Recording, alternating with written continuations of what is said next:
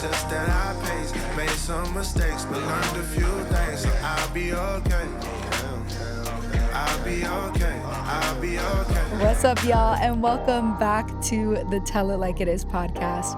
I'm your host, Larissa Pena, and I am so happy to be back for a second season. I got my favorite person in the studio. I'm back again, baby. Let's go. What's up? And if you want a notification every single time we post a video, make sure that you hit the subscribe button. Are you excited? How do you feel? Do you feel nervous? I mean, if you guys don't know, we're currently in another country right now, so I am excited in my life right now That's to be doing a right. podcast, even though I do miss California. Yeah, So. we do, guys. We are in Barcelona, Spain. This is a brand new studio space that we found. It's absolutely gorgeous. It's not the same. It's not the same, but it's so cool to get to just be in a new country, in a new place. For those of you that don't know, a couple of months ago, Lewis and I decided to put all of our belongings in storage Yep. and travel the world for anywhere from 6 months to a year. And that's what we've been doing for the past 2 months. It's been insane. The fact that we already traveled 2 months, it feels like not even trying to be funny, it sounds like 2 weeks. Like we've been to we started in Italy and then we went to London, right? And then we went to, I'm trying to remember. Went to Lapland. We went to Rovaniemi. That was insane. You guys probably saw the video of us with huskies in the snow. That was insane. And then we went to, we're in Finland. Then we went to Morocco. Well, we came back to London and then went to Morocco. And now we're in Barcelona and keep up with the social media because we're going to be in one of the coolest places in the next 2 weeks. We'll be in cool places in the next 2 weeks. We did pre-record, I think, about 2 to 3 episodes at our home studio in California so that we could have content ready to go. But I just knew that while we were traveling, there would be so many things that I would want to talk about. And I was talking to Lewis. I was like, I don't know how we're going to do this. I don't know what it's going to look like. I actually thought I'd be buying an Amazon microphone and we would just do it from our hotel. For real. So this is a huge blessing. Yeah. Shout out to BCN, a Red Studio, if that is the name. Shout out to you guys. Yes. Because they made this happen literally the day before. Like, let's film a podcast. Last minute. DM'd them and they were like, hey, we'll get you in for 1 hour. So shout out to you guys. And we're here. So yes, it's awesome. It's exciting. You know, it's cool because we're getting to have an experience that one day we're going to be able to tell our kids about. Yeah. And YOLO. We don't got kids yet, so we're doing it now, enjoying life. But this podcast is still really important to me. And there have been so many things that have been happening in the world. And these are things that I feel passionate about as a Latina and as somebody that I feel like in these past seasons of my life, just going into my 20s, I'm in my 30s now. I feel like I've learned to find my voice. I feel like I've grown to become comfortable with speaking up about the things that I feel passionate about that I think are important. Not just as a woman, but as a believer.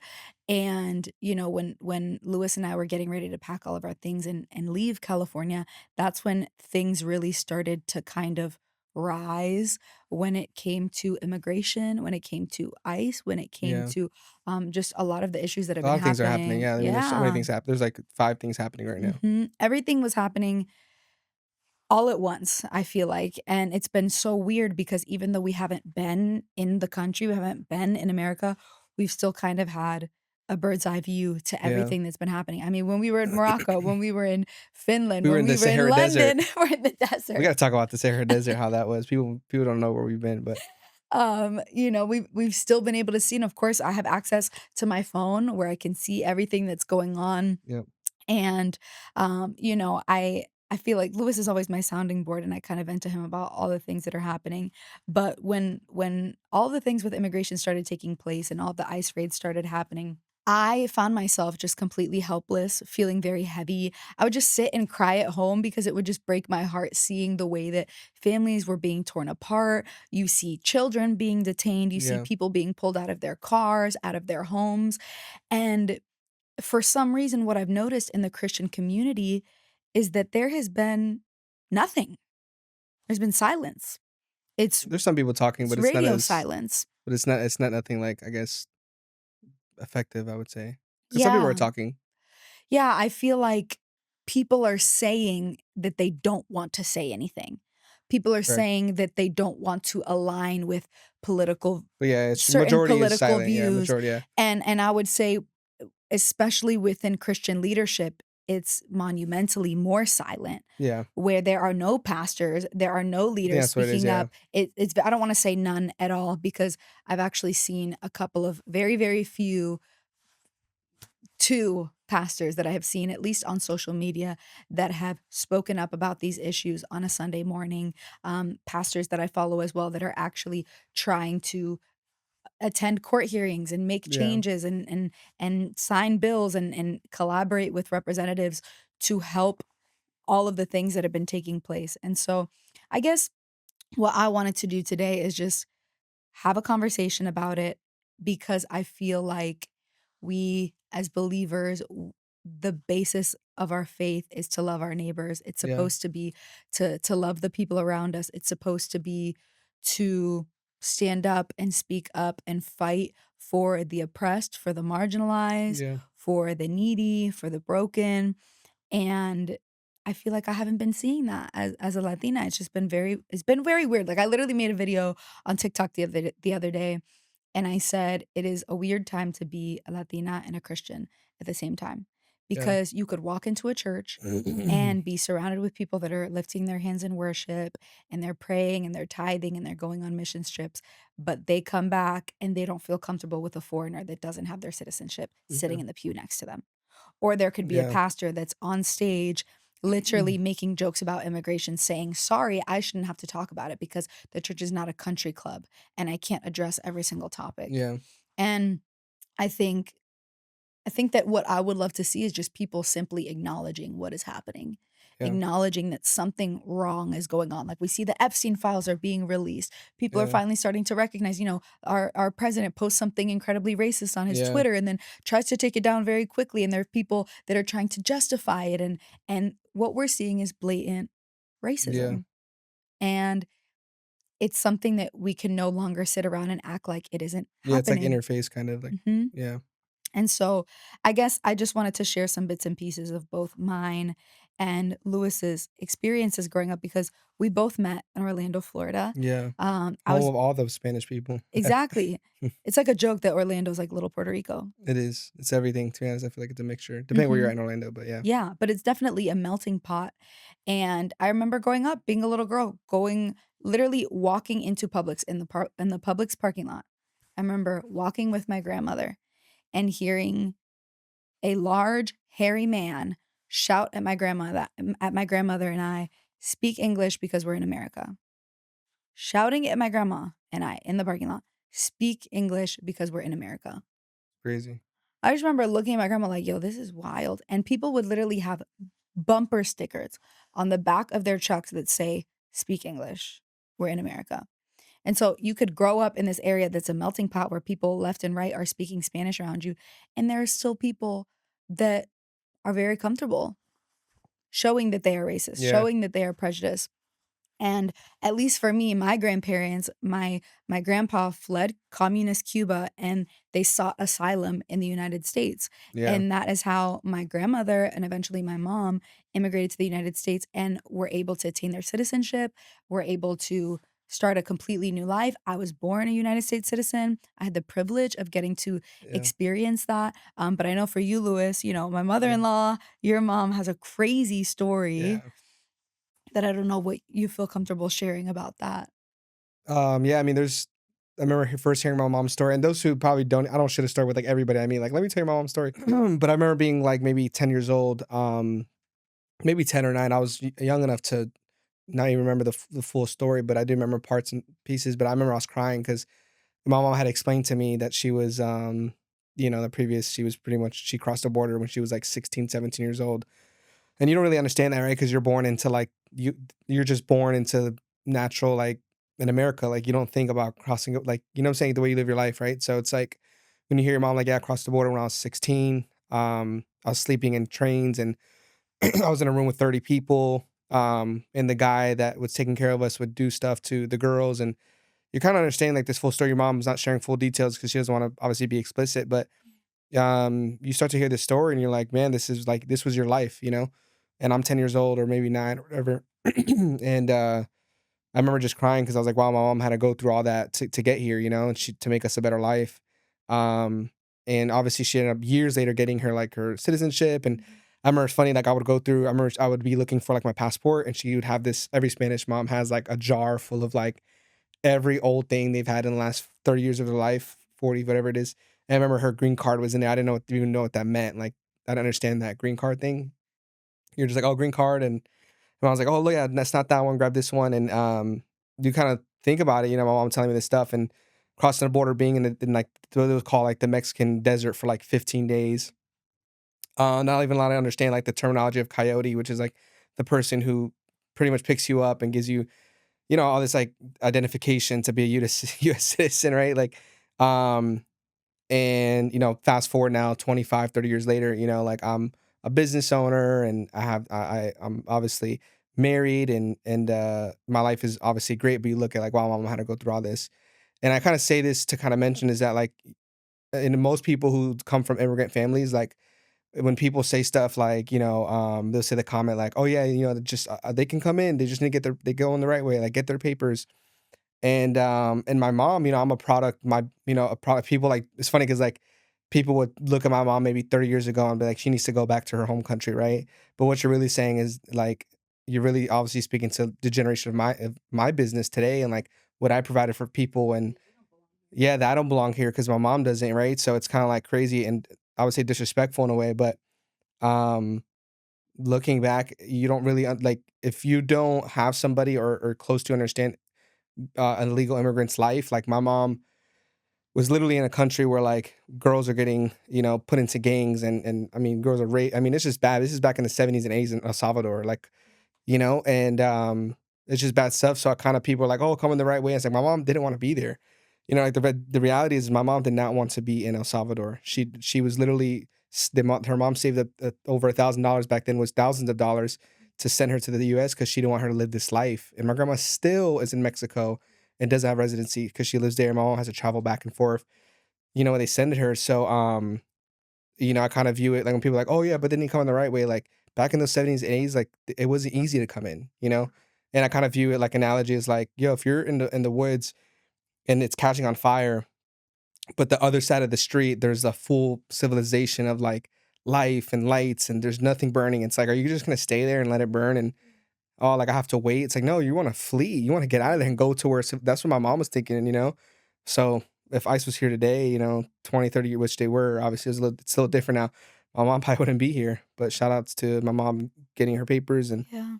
she doesn't have to worry about that, and obviously bringing us a better life. So there's a lot to it, but Yeah, there is. it's pretty sad when people are like, yeah, come on. I'm like, it's not easy, bro. I Yeah, get it. Like, it's not. I don't know if you have some people. I'm like, yeah, do you have any feeling? Is your mom was ever illegal? Exactly. Like, is your brother like you don't understand it? So Yeah. I think it's kind of like they just don't understand when people say like that. Like, yeah, they just didn't get. Mhm. I think they just don't understand Yeah. like what really it is. You know, No, I think I'm starting to so much more to realize, it. But yeah, yeah, I think I'm starting to realize that people struggle to empathize with what they don't understand. correct. So they see you and they're like, "Oh, yeah," people always it's funny when you grow up in white spaces Yeah, yeah, where yeah, you're like just the token Latino, the yeah, yeah, yeah, token Latina, the spicy Latino, oh, the brown guy with the beard, yeah, yeah, yeah. like you like Mexican food, let's go get Yeah. taquitos. Like it's just That's so funny. Yeah, very it depends where you're stereotypical. at. I mean, I can like, yeah, like if I'm brown skin and you know Yeah, North Florida, I would say was no like near Georgia. I would say that you know they would think I was probably Mexican. right. You know, but if you're in Orlando, they're probably like, yo, he's Dominican, Salvadorian. It Yeah, or always Puerto depends where you're Rican. at. If Yeah. I'm in Texas, I'm a Mexican. Like, Yeah. I just take it. Like, oh, you're Mexican. I'm like Salvadorian. My grandma lives in Mhm. Mexico, but But that's how it it's is, yeah, and I guess what can be hurtful is when people make all of these very careless comments and they make it sound so simple. Well, I yeah, just don't want illegal aliens in this country. Well, I don't want criminals. Well, I am here to tell you that Latinos, Hispanics, immigrants alike, we don't want murderers, killers, and rapists in the country yeah, either. Why would we want that? yeah, People leave their country and they come somewhere new to work. These people are educated. These people are doctors, engineers, yeah, veterinarians, psychologists. They don't come here to sit around and do nothing. They want an opportunity at a better life for themselves, for their yeah, children, for the generations after them. And what a privilege it is to not understand that because you yeah, grew up in a country with opportunity, because you grew up in a country that was literally created to cater to Americans and Caucasians. And yeah. and that's And it's not even it's not, I don't even think it's as I realize it's not always the Spanish community with immigrants. Like yeah, no. it's so crazy. 2 weeks ago, I literally had I talked to a client of mine, obviously not providing his confidential information. Mm-hmm. But I'm talking to him, and he made a really lot of money. He paid over $10,000 in taxes, Mm-hmm. and I was discussing with him, and I said, it's so random, and he's actually he's in actually in India, and we're speaking, and he said, man, I can't actually get back to the States. He said something's wrong with my visa, and I'm stuck in India. And I'm like, so weird. He paid his taxes. He's like, I lost my job. He's like, I'm about to lose my house. And everything's there in the US. And I'm like, this is crazy. And he's like, I can't get my visa. He's like, with the government, everything's like shutting down, and they're pretty much stopping. And he's like, I can't get back. I've been stuck here for 2 months. And this wasn't obviously most people think ICE is like Hispanics, but Yeah. or whatever it is, It's not just getting visas, it but doesn't matter. You could be from Asia, from East yeah, Asia. yeah, It it doesn't doesn't matter where it's. matter. And I was like, dang, I kind of felt Anywhere out of the bad, and I was like, yo, country. this guy pays his taxes, can't even get back to the US, like Mm-hmm. over 10 grand in taxes. So that was a crazy story, and that was just recent. Yeah. So Yeah. it's not easy as you think it is. This Mm-hmm. whole like getting your getting your Yeah. residency and like going the right way, like pay your taxes, you do what's right, and you still can't get in. Like Yeah. so, Mm-hmm. and I think that's very common. Yeah. And I also think that there is a lot of misunderstanding and misinformation. And when there is no clarity and you don't understand what the process actually looks like, it's very easy for people to say, yeah, just come in the right way, do things the right way. And so I wanted to share just a little bit of details and a little bit of facts of what the process is like to become a United States citizen and how long it actually takes. It starts with a green card. That is your card that gives you permanent residency. And it says this: the wait time for a green card depends on many factors. It depends on who's sponsoring you, your country of origin, and which category you fall into, whether you're family based, whether it's employment based. There isn't this singular timeline for attaining your citizenship. If you have immediate relatives, you typically don't have to have any kind of wait for your visa, but the process can still take months once you file through the USCIS. Other family-based or employment-based categories, they face something that's called a visa bulletin, where the wait periods can be years or even decades for some countries due to the annual caps. For some employer sponsor cases, processing can even take up to 3.5 years on average in recent data. The Yep. bottom line is that you can get a green card in under a year, while others have to wait several years and decades. It's very unique. It's a very case by case basis. And after you get your green card, it's the process of what you call naturalization. That's where you are in the process of becoming a United States citizen. It says once you have a green card, you must meet eligibility requirements. Most permanent residents must hold their green card for at least 5 years before applying for citizenship. So you're looking at people and you're telling them just walk into a court Yeah. office and get your citizenship. It doesn't work like that. Yeah. It doesn't work like that. In the meantime, people are not sitting around begging for money. They are working. Yeah. People are trying to get educated. They're doing whatever they can within that span of time to make the most of their time Yeah. while waiting for their citizenship. If you're married to a U.S. citizen, you can qualify after 3 years of residency. The USCIS processing of the citizen application generally takes 5.5 to 12 months. Now, that is just the process of attaining your green card and your citizenship. That has nothing to do with how much this actually costs. It costs money to attain your citizenship. The US government charges a fee to apply for citizenship. It's $710 if you're filing online, and it's $760 if you're filing by mail. Sometimes there can be fee waivers or reductions for low income applicants. Now, for your green card, before your naturalization, you have to obtain the green card. The government filing fees for that vary, but including medical exams and other costs. The basic government fees alone are anywhere from $1,700 or more. Total cost. This is your attorney fees. These are medical exams that you have to take. Any kind of translation that you might need.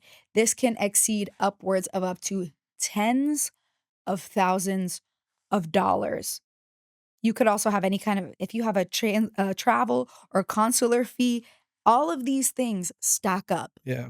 So it's very easy as an uninformed person to look at somebody who might not have their citizenship or might not have their green card just yet and just say, well, you should just do things the right way. Well, people are trying to do things the right way. It It's just not, takes yeah. time. And, like what Lewis was saying is, it's like being in a wildfire in an area where everything around you is up in flames, and seeing that just across the street, there's an area with opportunity, where Yeah. there's safety, and all you have to do is get there, except there's all of these invisible rules and all of these invisible hoops and all of this money that you have to pay to get And there. hopefully you can get it, yeah. And that's by the grace of God, if you can get enough money, if you wait it out long Yeah. enough. I know it And took my mom years. I know it took, because she was, even when I got older, she was like, I'm finally, yeah, and she finally got like her final, yeah, she took a picture of me like 4 or 5 years ago, hmm, you know, right. which took her forever. It did. It took her a long time. And I think that what's funny is people who have that argument that, oh, if they only did things the right way, then why are ICE agents pulling up on people at their court hearings? Yeah. If it was really about doing things the lawful, correct way, I actually find it almost humorous now that all of a sudden people are very, very concerned with the law. People all of a sudden have decided that it is the most important thing to them. And these are people that text while drive. They take a yellow light on their way to work. They have credit cards that they haven't paid for. They have collection Well, that agencies can't go, yeah, knocking at yeah. the door. It doesn't Yeah. matter. It's I'm just kidding. Yeah, you yeah, yeah. are picking and choosing. Yeah. If you have a parking ticket that you have not paid for, that is the equivalent of what it is. Like, what is the there's like a word for it. Like, how it's like misdemeanor, felony. Yeah. It's a civil offense. Yeah. It is a civil offense when you haven't attained your green card or your citizenship and you're residing in a country. It is Yeah. a civil offense. Yeah. You're mad at people because they're coming to another country to try to seek something better. Meanwhile, you're The taking red majority of them lights. don't even really like, they're not going on like not all the time are going to school. Like my mom didn't my mom didn't even go to 5th grade, you know? So Mhm. it's like my mom came here like she was, Yeah.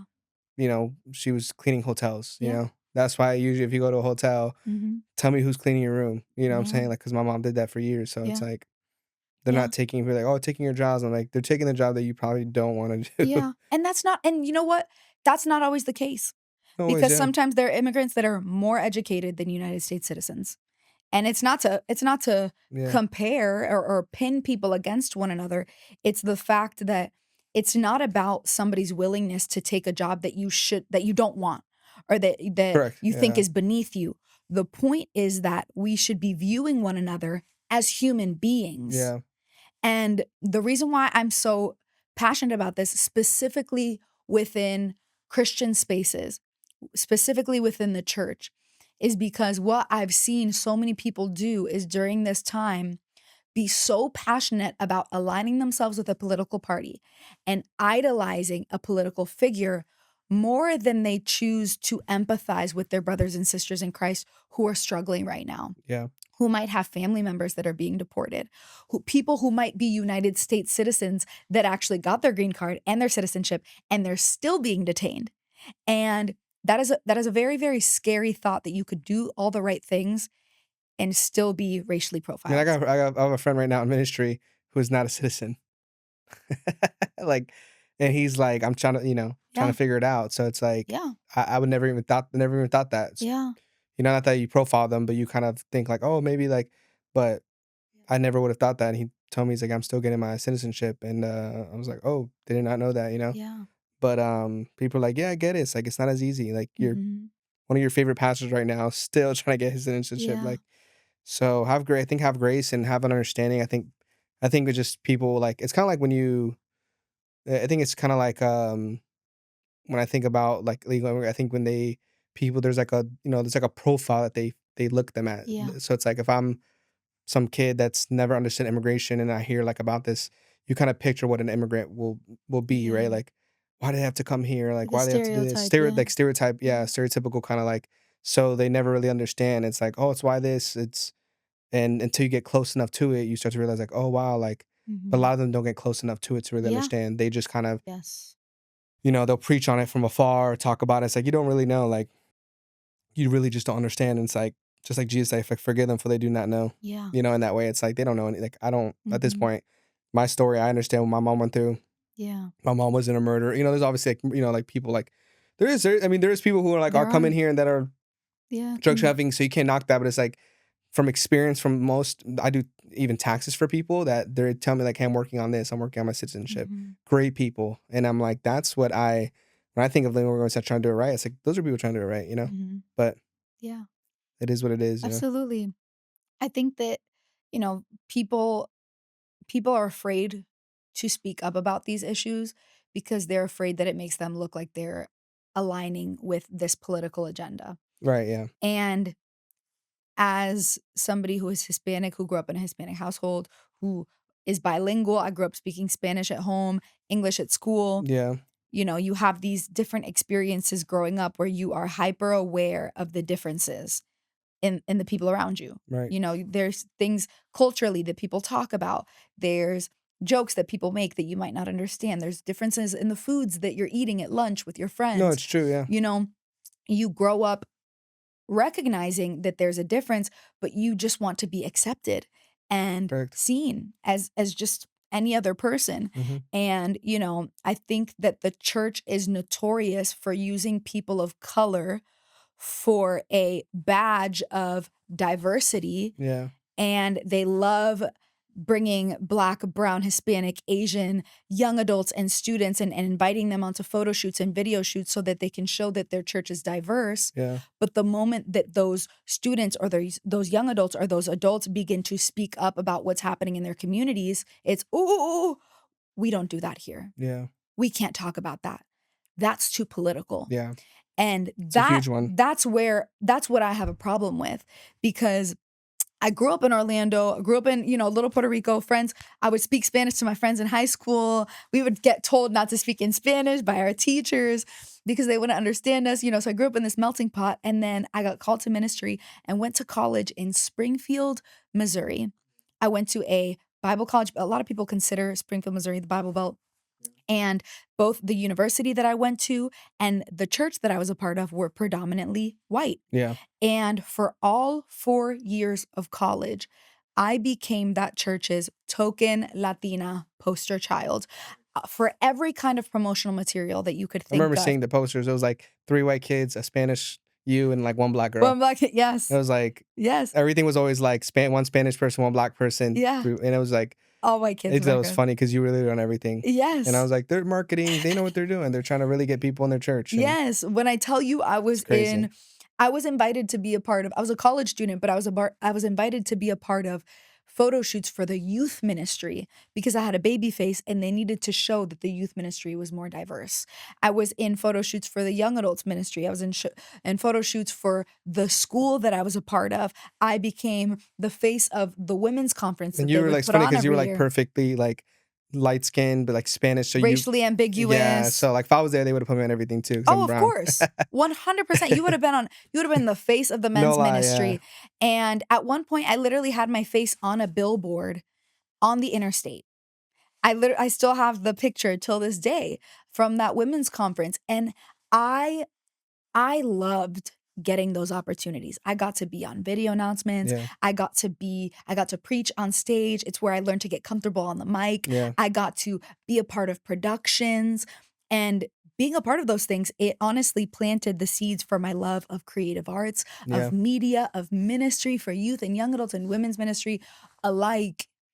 And it felt nice. Yeah. I remember feeling special because I felt seen.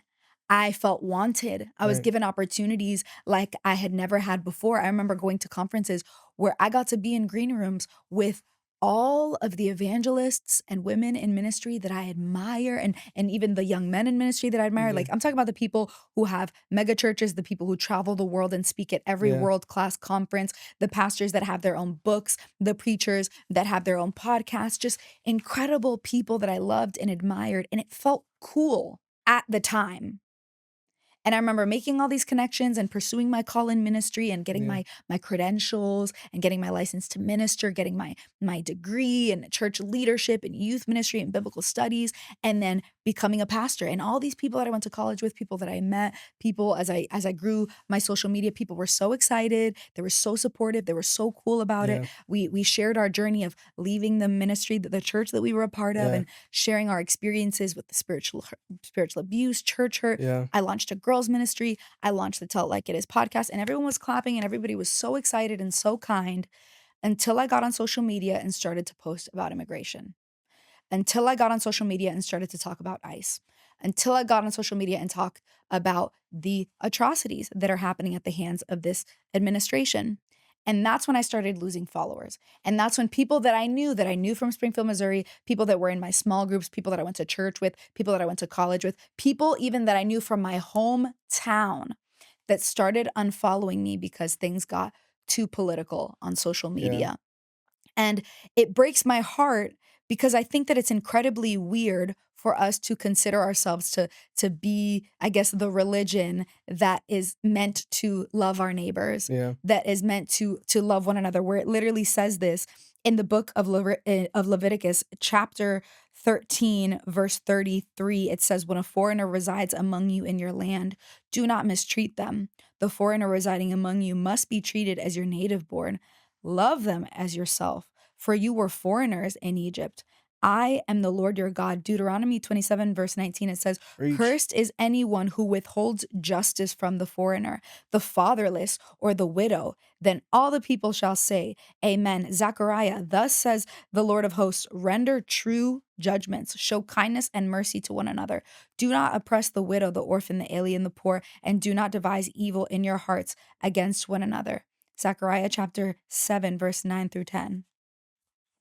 Romans chapter 13, verse 10. Love does no wrong to a neighbor. Therefore, love is the fulfilling of the law. Done. These are supposed to be the biblical principles that we stand on. And yet in the church, we act like Latinos and people of color are invisible. Like their problems, if the problems don't directly affect them, they don't have anything to say about it. When we should be the ones leading the way saying, hey, you know what? I might not understand what's going on. I might not have all of the information, but what I do see is wrong. And what I do acknowledge is that we're brothers and sisters in Christ and we need to support one another and stand up for one another. That's all I want to see. In the church, in Christian spaces and circles. We lived in Texas for a season. I wasn't oblivious to the fact that people were radically conservative and Right. supporters of President Trump. I wasn't oblivious to that. I lived in Springfield, Missouri, where ultra conservative. You have pastors that advocate for people in the Republican Party. We lived in Jacksonville, Florida. The church that we worked at was in an area called Ocean Way that had a history of KKK. Yeah. A deep racist history where when everything was happening with George Floyd and the Black Lives Matter movements, I remember talking to Lewis about it. And a really good friend of ours Yeah. was very, very passionate about what was happening. And he's a Black man serving at a church that is predominantly white. And he posted about George Floyd. And he They had hated people in it, his yeah. comments saying, all lives matter. Yeah. Our pastor wouldn't say And anything about of it. course, it was all the people that like on the board. It was like, Mhm. it just was like, it was a disaster. We had Weird. like, and it's funny because we had literally 2, maybe 3 Black kids in our youth group, and 2 of them were brothers. And besides, obviously, even me being, Hispanic, like there wasn't much Spanish people at that. I mean, it's a mixture of it, but it's like the dominant was like, it's like you can have a mixture, but the dominant culture of it was like, and it was, there's some good people in it. I'm not saying like every, white person there was like rude. No. But I remember being in, the kitchen. This is so funny. We talk about this, but I remember being in the kitchen one time, and obviously, like I'm a U.S. citizen, like, so it's against this story. I'm pretty much there's a guy who used to cook for us at the church, and I'm literally just like, I think I was like helping him, and he starts talking, but he's not talking to me. He's like, when somebody like talks, but they're like thinking you're gonna join the conversation. Mhm. And he says this comment, he goes, man, only if they would come in the right way.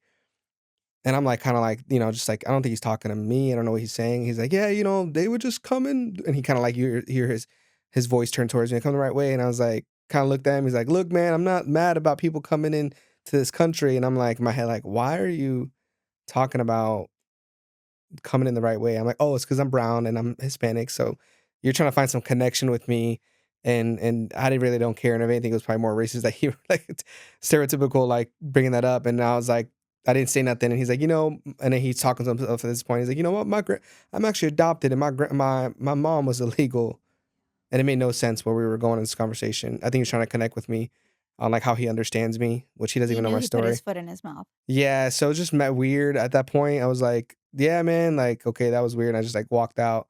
And it was like just wasn't surprised by it, kind of was like, oh, here we go. Like you see a brown dude who looks Hispanic and you think that like my mom pie was illegal, which is true, but right, it's like, dang, you got me. But at the same time, it's kind of like, You were why? actually correct. It's kind of like, why did you bring that up? But It's just weird. It's the manner in which yeah, people say things, and I guess, it's like you could have just been like, yo, I don't know, how you doing? Like, yeah. but I never talked to him after that. I just kind of Yeah. was like one of those conversations where I'm like, yeah, you're a little bit weird. It's just the point is you just want somebody to take the time to get to know you before making comments like that. Yeah, It's very careless, and I remember, this was around the first election for President Trump, and it was Joe Biden and President Trump, and I just remember doing a little bit of research on President Trump. And from the little that I saw and the little that I researched, I quickly realized that it was not the kind of person that I was going to have any kind of respect for. And I remember, oh my goodness, I remember Lewis and I were having it was like a game night with our leaders, and we were playing this fishbowl game where it's basically you are typing, you're writing out little like names, and then you have to act them yeah, out. And at one point you have to say the name, at one point you have to act it out, and just different variations of the game. And somebody wrote down President Trump in the fishbowl. And I remember, mind you, we had only been there for, I don't even think we had been there for 6 months, not even a year yet. And it was my turn to go, and it was President Trump. And it was the first one where you just have to describe the person. And I was like, oh, orange man, nobody likes him. and they guessed it. And they were like, oh, not around here, girl. We like him around here. And I just was like, it was so awkward. Yeah, And it was just one of those things where I didn't read the room. I would say that I was not very, it's just self-aware. not self-aware in that moment. And I just thought it was a joke because I was like, surely nobody can have any kind of respect for this person. Like there's no, to Yeah, me, just who he was in general was just a joke. You right. see this guy who was on reality TV and then, Yeah, it's so funny. Has all this money and then is like, I'm going to be president one day, and it's people Now have everybody their doesn't. thoughts and Now everybody opinions. doesn't like him because he put that racist post. But Right. it's like it took all that. Okay, but Yes. And it was so, just a cherry on top. yeah. And so So it was in that moment that I think I realized, okay, this is a community of people that's very different from what I grew up in. yeah. And it's, I think But then you go that's, back to the history of we did yeah, research on that part of that area, Duval, Duval County. Yeah. Duval County, and like in the 20 just pretty much described. But I looked up some research on the 20th century, like the Ku Klux Klan, the Jim Crow laws, and things like that. So there's a history, that still resembles there. And even then, I saw a post that like there's recent racism at the middle school. So, and obviously there's racism It everywhere. happens everywhere. But there, I Yes. would say like It's, when we were there, one of the first things that somebody said, and I think it was a Hispanic guy, was like, yeah, they used to like hang people back in the day, like in these woods. And I was like, this is crazy. But it kind of makes sense as you kind of see the culture there, and who they, how it is. You're kind of not surprised that it's like that, So, um, and it's in there's segregation back in the yeah, 70s with that area of Jacksonville, and anybody who I think has been there for many years can be like, yeah, that's very common, yeah, you know. absolutely. So Yeah. It's funny because you and I would go to St. Augustine, Florida yeah, for our little weekend getaways sometimes, or we would just do a little day trip. St. Augustine is only about an hour's away you're right. from Yeah, Jacksonville, Florida. And if you visit St. you should Augustine, visit this area. Kind of, you should visit. I would encourage anybody who visits Florida to go. It's a beautiful area. There's a fortress that you can go. I think it's the Fortress of San Marco, something like that. something like that. Yeah. Just cute old town vibes. And there is an area that you go to called the Old Jail. Yeah. So one of the first, yeah, it's the oldest city in the U.S. or the It's one world. of the Some it could be the I U.S. Just can't say tell U.S. you. Yeah, It's one of not the even. oldest cities in No, in the Florida. U.S. I think it's in the U.S. In the US in Yeah, general? I think so. Okay. Yeah.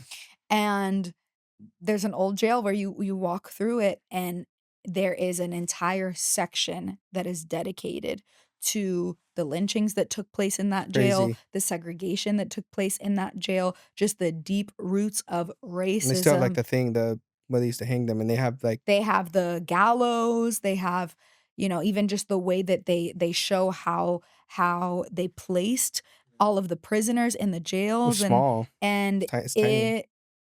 it's something that I think everybody needs to see. Yeah. People go to plantations to visit them, and I think that it's important because so much of Black history has been getting erased from history books, Yeah. even from monuments and things like that. I mean, this it Florida has a lot of racism in general. I mean, there was yes. like that the statue at the middle school. There was like he was a slave owner, and they ended up taking it down, but it was a middle school.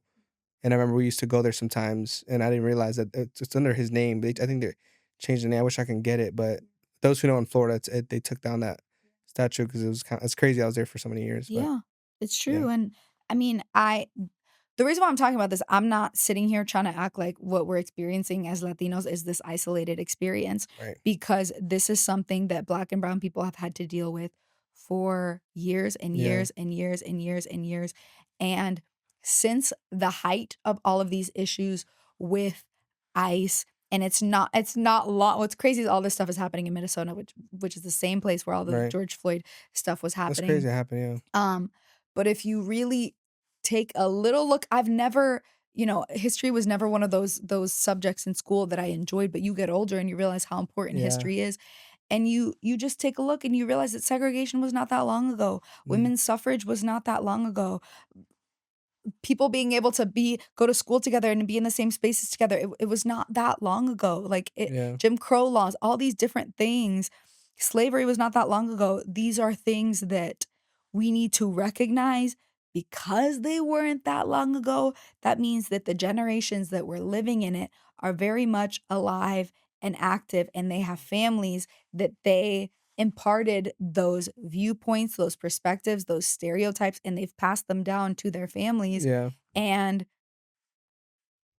you grow up going to high school with people who have grandparents that are prejudiced yeah. and Just racist. racist. Yeah, it's just yeah, And it happens everywhere and it happens in every generation, but we have to be the ones that make a decision to choose not to allow that kind of hatred in our hearts. yeah. Lewis and I grew up, again, we grew up in melting pots, so diversity was the norm for Correct. us. Yeah, For people who didn't grow up that way, it does become your job to do more research, to take the time to try to understand yeah. Just people. understand where they're at. Like that's really all. I think that's like the simple is like just understand. Like maybe if you have a friend and you're not sure, like or you have a friend right now that's maybe going trying to get his papers or if you know their family, talk to them, ask their mom. If you hear anybody, you've never heard a story of an immigrant, ask them. Say, hey, I want to know your story. What happened? Um, the person that's in ministry was like, yo, I need to tell you my story. I never heard it. I never would have thought he had to flee from such a. But there's a reason why they come here. It's like my mom came just to find a better place. That's all she wanted. My mom said, hey, look, as long as you're born in the U.S., that's my gift to you. Like that's all that matters. You know what I'm saying? So if you don't understand that, then you will never understand Mhm. immigration Yeah.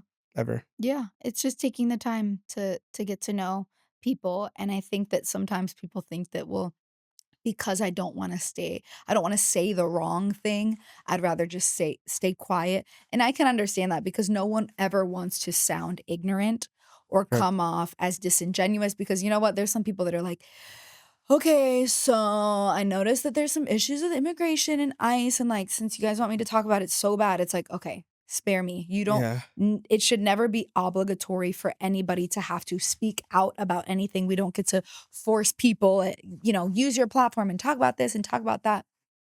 At the end of the day, I care more about how you live your life off of social media. I care more about how you treat the people in your neighborhoods, in your communities, at your local gym, at your school, at your workplace. Do you respect the people around you? It's like just as much as people always say on a first date, watch how they treat a service worker.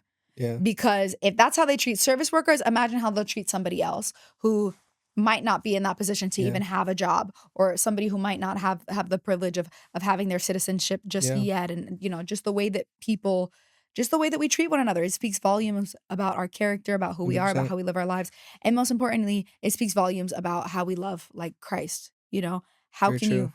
you call yourself a Christian if you don't love the people around you that look different than you, or Right. grew up in a different culture and a different background, or might have a different belief system as you? Yeah. How can you call yourself a believer? Like, I don't I struggle to wrap my mind around that. And so I guess this conversation is important to me because it's very exhausting to see so much tokenism happen in the church, Yeah. I think that's the main thing. with brown people, with black people, with Asian people. It doesn't matter. Ukrainian people. You could be from anywhere outside of the US. There is so much tokenism where people are Very true. used as this illusion that the church believes in diversity, when in reality, when these people talk about the communist countries that they came from, when they talk about the oppression that they experienced, when they talk about the lack that their countries have, the poverty, when they talk about the political issues that are very real, you try to silence them, or you try to isolate them, or you try to tell them, no, no, no, we don't do that. That's too political for us. It's contradictory. It's hypocritical. It's literally Yeah. hypocritical to say, look, we love you, we believe in you, only if you come in this shape and size and you do what we tell you to do. If you act like how we want you to act. Oh, we love having the spicy Latina in all of our videos, but don't you dare talk about what's happening with immigration and ICE. Oh, we love having a brown person on our stage. Oh, but don't talk about what happens in South Asian communities. Oh, well, we love having Asians. Oh, but don't talk about your culture. Don't talk about the things like it doesn't make sense. Don't act like you accept people. You want them for the illusion that it gives, for the image that it gives, but you don't accept who they are and what their culture comes with, and what that history looks like, and just the differences. If you're not ready to embrace those differences, don't put people on a poster. Don't ask people to be a part of your photo shoot. Don't put them on stage because you want more representation on your worship team. Yeah. No, it's very true. I mean, it's like controlled acceptance. Like, I accept you to be this way, like you got to act this way, and that's why, like, and I get it. Not every church is gonna put somebody on stage because they're brown, but sometimes it's like I go to church and literally I went to church one time and it was like 4 white people and one black girl on the left hand side, all the way to the left hand side, and I was Yep. like, okay, you could have like add a little bit of, Yeah. maybe there's not another. I mean, but it's just kind of like, did you put her on there because you wanted to like have the little bit of, but not too much in the Mhm. front? Not every church does this, right? Like Mhm. I've been to churches where it's diverse and the church is great, and but sometimes I'm always like, I remember being, in staff meetings, like, yeah, we didn't have diversity up on the stage, and it's like Mhm. I've been there, and they're like, and I agree, you should have diversity on the stage, but it's like, do you want to because we should, or do you want to so when black people or Spanish people come to your church, they're like, oh, I feel accepted here, Right. right? It's marketing at that point, Right. and I Yes. get it, like you want to have like, but now as we're getting more to the root of people speaking up about things in churches and people are coming out, you start to realize a lot of it is good marketing to keep the church growing, and like you know this is home, like Yeah. welcome home, Is it and really though? yeah, Exactly. so it's like It's home if until you you pull come back the like this curtain and and you're act like, like this. oh, this is actually the culture is actually not for us. Mhm. It's controlled, but Mhm. that's not every church, right? That's But good. that is there is some churches out there. I believe if you're watching this, you're probably like, yeah, I've been there before, or I was on stage there before, and I know what that feels like. Yeah. And they put you all the way at the end. They'll never put you at the front. Yep. Mhm. So every Mhm. church, not always, but it's kind of common in our day and age now. But Yeah. yep. I actually want to read something. I had posted a video where I had shared a very, very condensed version of what we're talking about, and just really my hook was, it's weird to be Christian and Latino right now in this day and age. And I received a plethora of comments of people. I haven't even gotten a chance to respond to any of this, but I just want to share a couple of the comments underneath this video. Um, it says this: I absolutely love everything you said and can only imagine your confusion and anger when they react to you not being the Latina poster child they tried to make you. Like you're your own person. The toxic ministry I was in did this to all my people of color friends constantly and expected them not to speak up for themselves when racist things were said to them. I'm so sorry. People said, I don't understand when Christianity started equating MAGA. My religious and moral beliefs are neither red nor blue. I vote based on my conviction. MAGA has become a Christian nationalist movement, and it does not represent all Christians or conservatives. And it says this is what it's like being Black in these spaces. I've lost so many friends. It says Jesus will never turn a blind eye to the current day's social injustices. As a former Pentecostal in Puerto Rico, it has taken a lot for me to grasp how MAGA values have become Christian values. It is the biggest incongruence of this generation. Keep up the good work. I can only see Jesus in people who are compassionate about others' sufferings without the but. I'll share just one more. This is so real. As someone who posts a lot of Christian content, this time has been overwhelming even to my faith. I understand that this is a very nuanced topic, but injustice and abuse should not be nuanced. It breaks my heart to see all the idolatry American Christians place on politicians. We lack people speaking up about these atrocities in the church, and then we get mad when Christians support non-Christians who are speaking up. The church is silent, and so is our Latino community. We're left to defend ourselves. We are left to be defended by others. It's so sad to me. There are a total of 97 comments on this video I haven't responded to any of them. 97 comments. I will maybe post a screenshot of me just scrolling through all these comments of people that feel this racial divide within the church, that feel the discomfort of not knowing if the church that you're walking into and the people that you're worshiping next to see you as a human being. They might want to put you on their video announcements. They might want to put you on their sermon series. They might want you to share your testimony for a video to promote their church. But the moment you start vocalizing your experiences with what's happening with your communities, you just might be silenced. You just might be pushed away. You just might be isolated. And that is very weird and ungodly. And I think that pastors should feel uncomfortable knowing that they have Latinos in their congregations and they're choosing not to say anything. And they're choosing to stay silent. The most embarrassing thing I watched happen. This was the first time I ever walked out of a church. I don't remember if we shared this on a previous podcast episode. Lewis and I were visiting a church for the very first time in Southern California. And I'm dropping the name. No, I'm just kidding. This was at the very beginning of the ICE raids. Seriously, English, sorry. This was at the very beginning of the ICE raids happening and the issues with immigration starting to come into light. And Lewis walked out of the service long before he even got to this point. But he kept making a lot of weird comments. And at the very end, when we were getting to the altar call, he shared a text message that he had received from a friend of his who was a pastor in California, where members of a congregation had chosen to walk away from the church because the pastor hadn't addressed the issues with immigration. And the pastor telling the story, the pastor of the room of which I was sitting in, he started laughing and joking around and saying, people think that the church is a country club now and that we have to speak on every single topic that you think we should talk about. I'm not going to talk about immigration just because it's in the news, And he's like, people they come into church and they expect to see whatever they want and have the experience. He was like venting, and he was like in his venting bag. He was going. He felt good about it. Off. And I was sitting there and I was like, I can do this. I can do this. I can do this. And it just got to a point where I was like, why am I sitting in this room? What this man is saying is actually disrespectful. And I look to my left and my right and I see Latinos sitting in the congregation. And they're sitting there like, yeah, that's good. Amen. People standing in the back recording what he's saying, like what he's saying is good. And I got up and I walked my little booty out of that door. And that was the first time I've ever stepped out of a church in my entire life. Yeah. And that was months ago.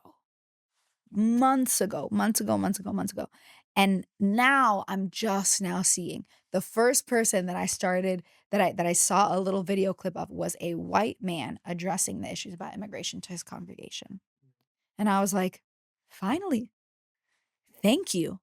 God bless you. There's actually one couple that I follow right now that I would actually, because we're getting ready to wrap things up. If there's anything you want to share, this is a perfect time for you to share. I'm going to share the ministry of these pastors that I follow that are right now choosing to make an impact and are actively making efforts to help people in their immigration processes, attaining their citizenship, their green card, just dealing with all the things. And I would love to share it with you guys so that you have this as a resource. And yeah, so I'm going to look it up real quick. So what are your thoughts, Lewis? Any closing thoughts? Questions, comments? Not at all. Not really. I mean, ending notes. We're still in the middle of the storm, so yeah, we'll see what happens. We are. I do think more pastors are probably just talking about it now because they learned when when George Floyd happened, when you didn't say nothing, people were going ham on him. So now they're like, we have to say something. So, but no, I'm ready to go to Africa. Amen. I'm Let's excited for do that. it.